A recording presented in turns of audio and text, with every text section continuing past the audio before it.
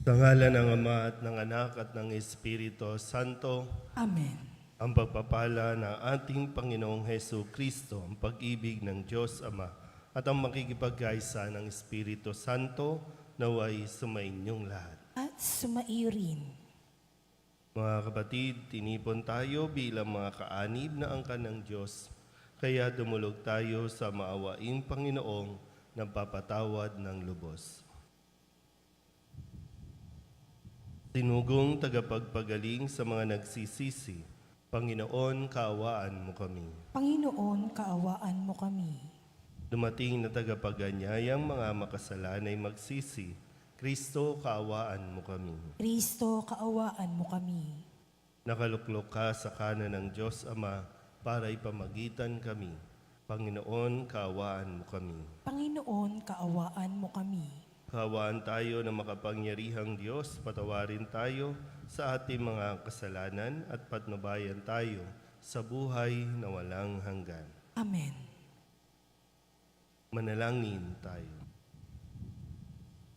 Ama naming makapangyarihan, kami naway magkaroon ng pitagan at pagmamahal para aming magawang sambahin ang ngalan mo, sapagkat sa mga pinatatatag sa iyong pag-ibig, ikaw ay walang pinababayaang masadlak sa ligalig. Iniluluhog namin ito sa pamamagitan ni Hesu Kristo, kasama ng Espiritu Santo, magpasawalang hanggan. Amen. Magsiupo po ang lahat.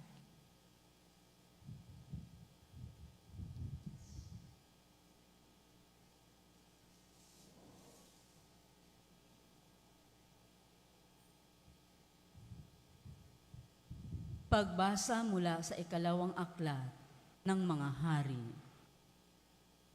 Noong mga araw na iyon, nagsugo si Haring Senakherib ng Assyria kay Ezekias at ipinasabi ang ganito: Huwag mo nang dayain ang iyong sarili na ang Jerusalem ay maliligtas ng pananalig mo sa iyong Diyos.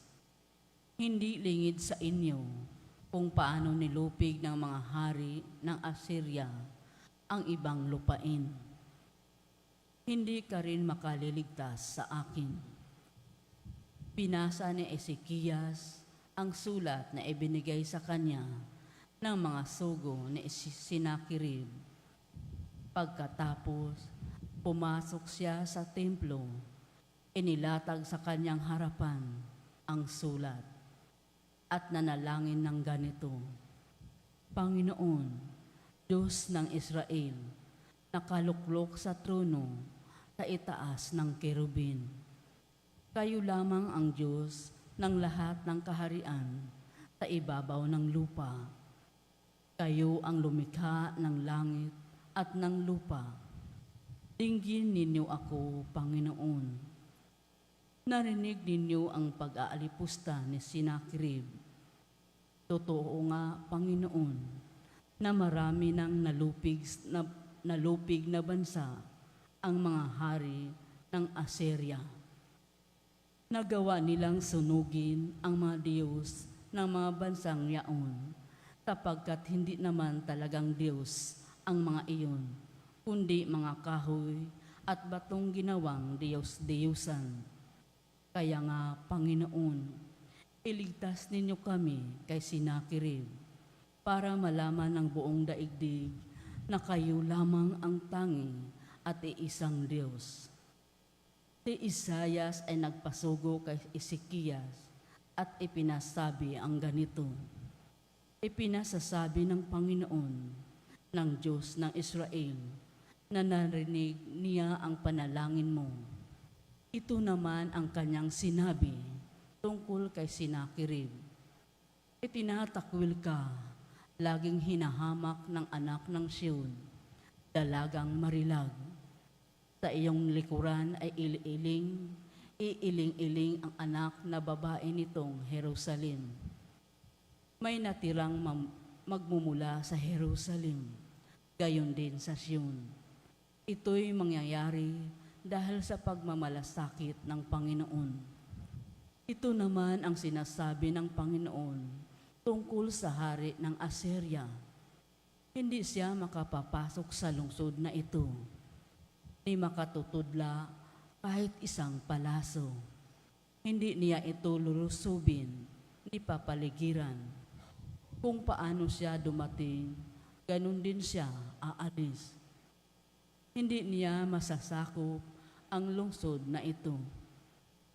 Pagkat ito'y ipagtatanggol ko, alang-alang sa aking kapakanan at alang-alang kay David na aking lingkod. Nang gabing yaon, pinasok ng anghel ng Panginoon ang kampo ng mga taga-Assyria at namatay niya ang 125,000 kawal. Kaya nagmamadaling umuwi sa Ninibe si Haring Sinakerib.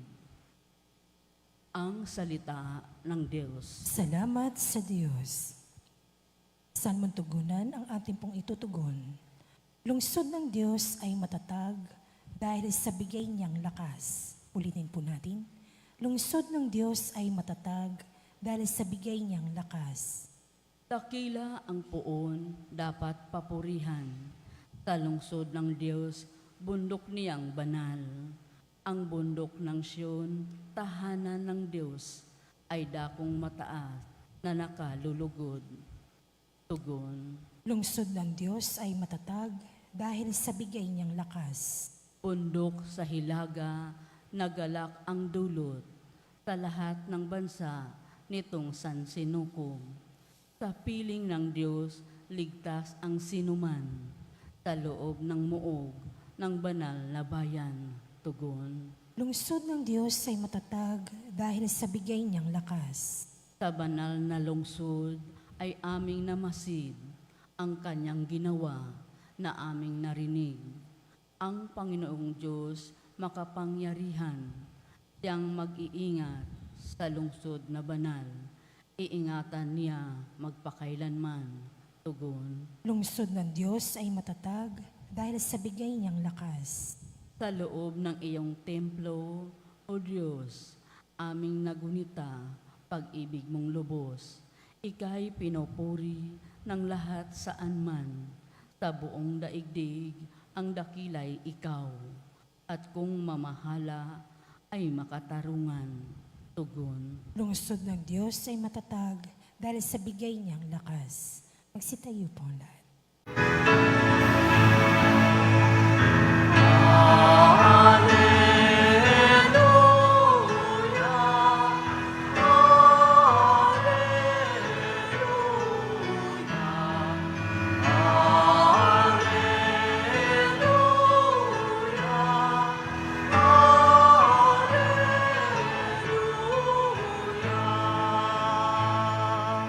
Sumainyo ang Panginoon. At sumaiyo rin. Ang mabuting balita ng Panginoon ayon kay San Mateo. Papuri sa iyo, Panginoon. Noong panahong iyon, sinabi ni Jesus sa kanyang mga alagad, "Huwag ninyong ibigay sa aso ang bagay na banal, sapagkat kayo'y babalingan at lalapain nila pagkatapos. Huwag ninyong ihagis sa baboy ang inyong mga perlas, sapagkat yuyurakan lamang nila ang mga iyon.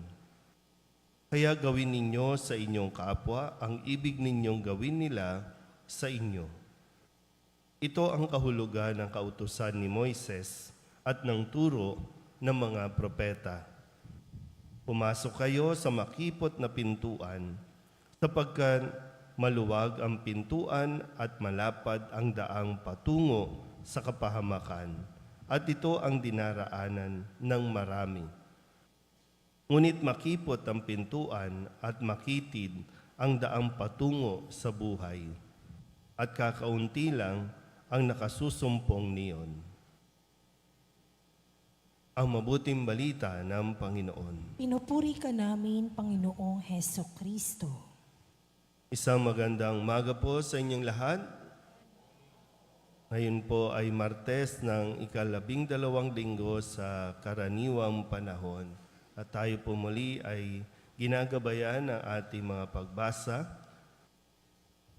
kung paano tayo mas magkakaroon ng maayos o tahimik na araw-araw na pamumuhay natin. Yung gabay na binibigay sa atin ngayon, no, gaya ng sinabi niya, na gawin ninyo sa inyong kapwa ang ibig ninyong gawin nila sa inyo. Ito ang utos, no, at kahulugan ng lahat ng mga aral na binigay ni Moises at ng mga propeta. Ulitin ko po ulit, no? Parang ito po yung tinatawag na natin din na bahagi, no, ng golden rule. Gawin ninyo sa inyong kapwa ang ibig ninyong gawin nila sa inyo. At ano ba ang gusto nating ginagawa sa atin din? Meron ba tayong hinangad na gawan tayo ng masama? Diba ang gusto natin lagi ay yung gawan tayo ng kabutihan. At mangyayari lang din yan kung sa atin muna magsisimula ang kabutihan. At syempre, hindi na yung motivation natin, no, na hindi tayo tutulong dahil lamang gusto natin tulungan din tayo pagdating ng araw. Kasi kung yun lang, sa simula pa lang, yun lang ang gusto natin, mali yung ating pong motivation. Gumagawa tayo ng mabuti kasi sa simula pa lang, tayo po ay mabuti at mabuti ang hangarin natin.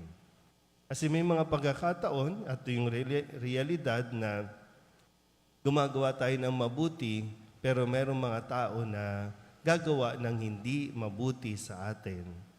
Meron pa nga, kapag gumawa ka ng mabuti, pagtatawanan ka pa, huhusgahan ka pa, pagdududahan ka pa. Pero kung sa aral na ibinibigay ni Jesus sa atin ngayon ay ituloy lang natin ang paggawa ng mabuti. Kahit walang nakakakita, gumawa tayo ng mabuti at maging mabuting tao tayo. Kasi ito din naman talaga yung sinasabi ni Jesus na kung ano yung gusto mong gawin ng kapwa mo sa iyo, ikaw muna ang magsimula na gumawa niyan sa iyong kapwa. Kung gantihan ka ng kabutihan, salamat sa Diyos. Kung hindi nila ma-appreciate ang iyong kabutihan, salamat sa Diyos pa rin. Kasi alam natin yung pakiramdam na walang tumutulong. Kaya nga minsan, nararanasan natin yung mga sobrang kawalan, nararanasan natin yung mga paghihirap, hindi para pagtripan lang tayo ng Diyos, kundi para mas matuto tayo magkaroon ng simpatya sa nararanasan ng iba. Kasi alam mo kung ano ang pakiramdam ng wala. Alam mo ang pakiramdam ng gutom, alam mo ang pakiramdam ng naiiwan sa ere. So, kung alam mo yon, so hindi mo ito gagawin sa iyong kapwa. Kasi alam mo yung hirap na pagdaraanan o pinagdaraanan ng isang tao na pakiramdam niya mag-isa lang siya. Sana po, huwag nating kalimutan itong sinasabi sa atin ni Jesus ngayong araw na ito. Gawin natin sa ating kapwa ang ibig nating gawin nila sa atin. Amen?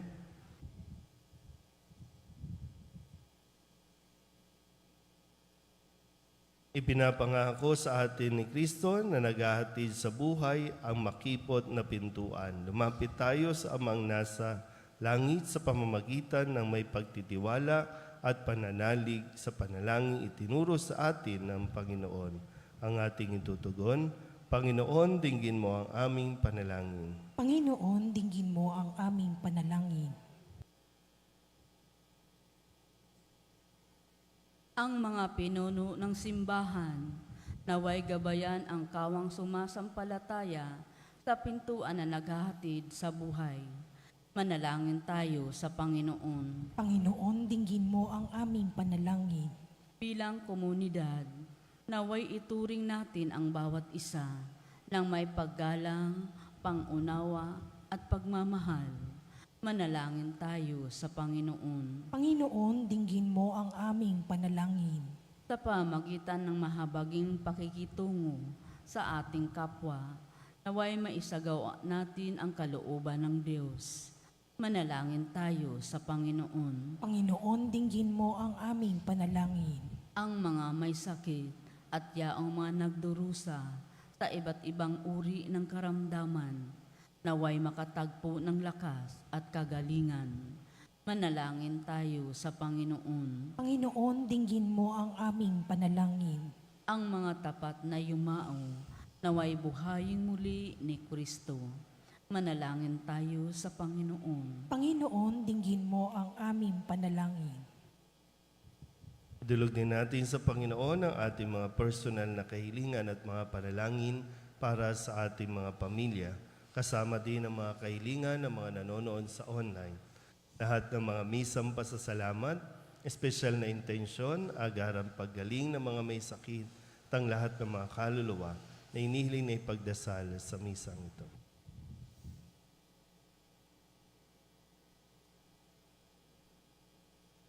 Ang lahat ng ito inihiling namin sa ngalan ni Kristo ang aming Panginoon. Amen. Magsiupo po lahat.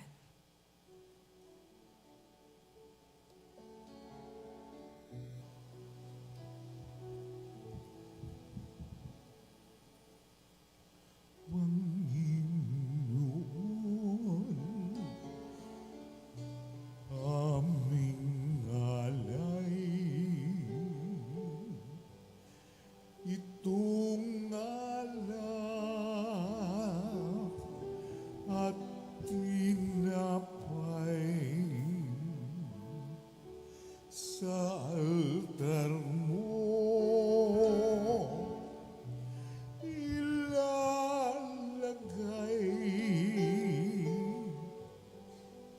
tanggapin sa iyong kamay. Manalangin kayo mga kapatid upang paghahain natin ay kalugdan ng Diyos sa mga makapangyarihan. Tanggapin nawa ng Panginoon itong paghahain sa iyong mga kamay, sa kapurihan niya at karangalan, sa ating kapakinabangan at sa buong sambayanan niyang banal. Ama naming lumika, tanggapin mo ang aming paghahain ng papuri sa iyong kabutihan sa amin. Sa dulot nawa nitong kadalisayan, kami naway makapag-alay ng iyong kinalulugdan sa pamamagitan ni Jesucristo, kasama ng Espiritu Santo, magpasawalang hanggan. Amen. Sumainyo ang Panginoon. At sumaiyo rin, Itaas sa Diyos ang inyong puso at diwa. itinaas na namin sa Panginoon. Pasalamatan natin ang Panginoong ating Diyos. Marapat na siya ay pasalamatan. Ama naming makapangyarihan, tunay ngang marapat na ikaw ay aming pasalamatan. Ikinalugod mong likain ang sanlibutan na iyong pinagbabago at idinarangal sa pamamagitan ng iyong anak na kinalulugdan, kaya't utang na loob ng iyong mga itinatangi at ng mga banal na kapiling mong lagi ang iyong paggiliw at pagkakandili. Kaya kaisa ng mga anghel na nagsisiawin ng papuri sa iyo nang walang humpay sa kalangitan, kami nagbubunyi sa iyong kadakilaan.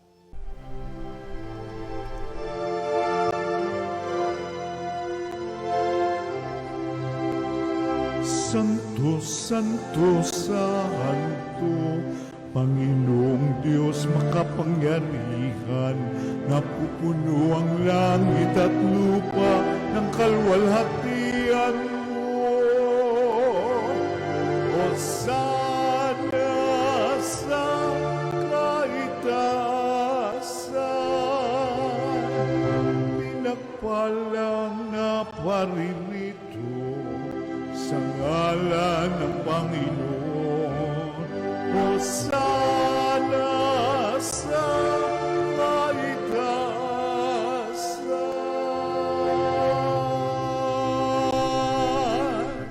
Ama naming banal, ikaw ang bukal ng tanang kabanalan. Kaya't sa pamamagitan ng iyong Espiritu, gawin mong banal ang kaloob na ito upang para sa aming maging katawan at dugo ng aming Panginoong Hesu Kristo. Bago niya pinagtiis ang kusang loob na maging handog, inawakan niya ang tinapay, Pinasalamatan kaniya, pinaghati-hati niya iyon, iniabot sa kanyang mga alagad at sinabi, tanggapin ninyong lahat ito at kanin, ito ang aking katawan na ihahandog para sa inyo.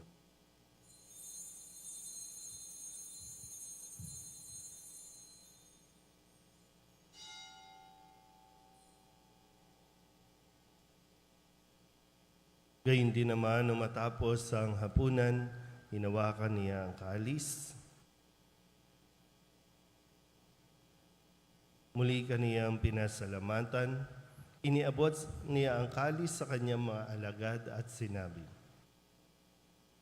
tanggapin ninyong lahat ito at inumin, ito ang kalis ng aking dugo, ng bago at walang gantipan, ang aking dugo na ibubuhos para sa inyo at para sa lahat, sa ikapagpapatawad ng mga kasalanan. Gawin ninyo ito sa pag-alaala sa akin.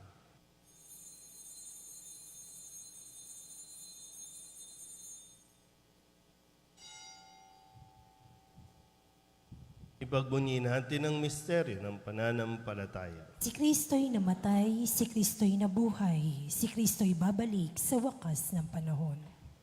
Ama, ginagawa namin ngayon ang pag-alaala sa pagkamatay at muling pagkabuhay ng iyong anak, kaya tiniaalay namin sa iyo ang tinapay na nagbibigay buhay at ang kalis na nagkakaloob ng kaligtasan. Kami napapasalamat dahil kami iyong minarapat na tumayo sa harap mo para maglingkod sa iyo.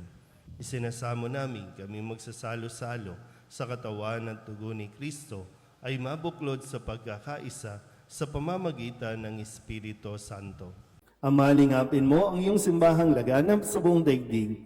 Puspusin mo kami sa pag-ibig kay San Leon na aming Papa at ni Jose na aming Obispo at ng Tanang Kaparian. Alalahanin mo rin ang mga kapatid naming nahimlay na may pag-asang sila'y muling mabubuhay, gayon din ang lahat ng mga pumanaw. Tawaan mo sila at patuloyin sa iyong kaliwanagan. Tawaan mo at pagindapating kaming lahat na makasalo sa iyong buhay na walang wakas. Kaysa ng mahal na Birhen Maria na ina ng Diyos, ng kabihak ng puso niyang si San Jose. Kaysa ng mga apostol at ng lahat ng mga banal na namuhay dito sa daigdig ng kalugod-lugod sa iyo, may pagdiwang nawa namin ang papupuri sa ikararangal mo sa pamamagitan ng iyong anak na aming Panginoong Jesucristo. Sa pamamagitan ng Kristo, kasama niya at sa Kanya, ang lahat ng parangal at papuri ay sa iyo, Diyos Samang makapangyarihan, kasama ng Espiritu Santo, magpasawalang hanggan. Amen. Amen. Amen.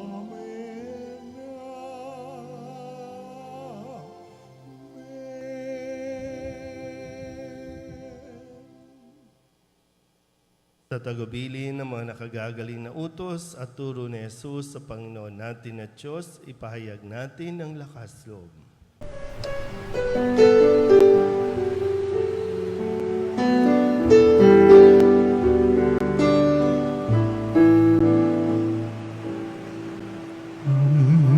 Namin sumasalang ka, sambahin ang ngalan mo, mapasa amin ang kaharian mo, sundin ang loob mo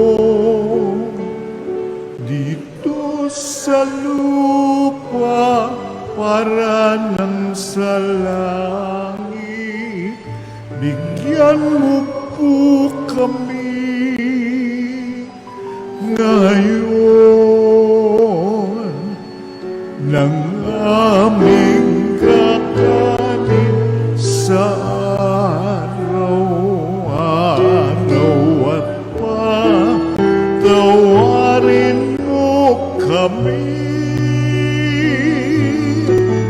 sa aming mga sala para ng pagpapatawad asawa namin sa nagkakasala sa amin. At huwag mo kaming ibang dulot sa tukso, at yadya mo kami sa lahat ng masama. Hinihiling namin kaming iadya sa lahat ng masama. Pagkalooban ng kapayapaan araw-araw, iligtas sa kasalanan at ilayo sa lahat ng kapahamakan, samantalang aming pinananabikan ang dakilang araw ng pagpapahayag ng tagapagligtas naming si Jesucristo. Sapagkat iyo ang kaharian at ang kapangyarihan at ang kapurihan magpakailanman. Amen. Panginoong Jesucristo, sinabi mo sa iyong mga apostol, kapayapaan ang iniiwan ko sa inyo, ang aking kapayapaan ang binibigay ko sa inyo. Tunghayan mo ang aming pananampalataya at huwag ang aming mga pagkakasala. Pagkalooban mo kami ng kapayapaan at pagkakaisa ayon sa iyong kalooban, kasama ng Espiritu Santo, magpasawalang hanggan. Amen. Ang kapayapaan ng Panginoon ay laging sumainyo. At sumaiyo rin. Magbigayan po tayo ng kapayapaan sa isa't isa.